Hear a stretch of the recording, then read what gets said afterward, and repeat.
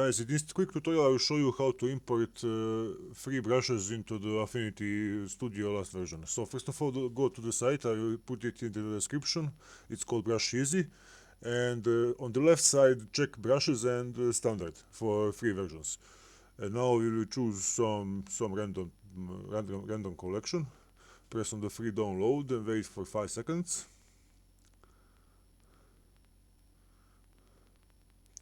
Save it into the folder. I made a folder for Affinity and brushes, so it will be easier to navigate in the future.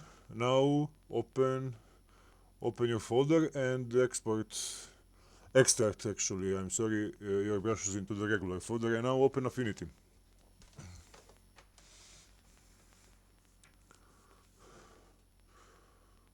Now you just create a new page for importing.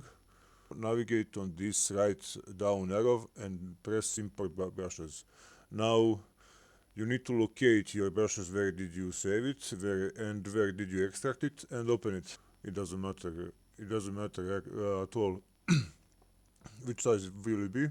And that's it. Now we are ready to use our new brushes.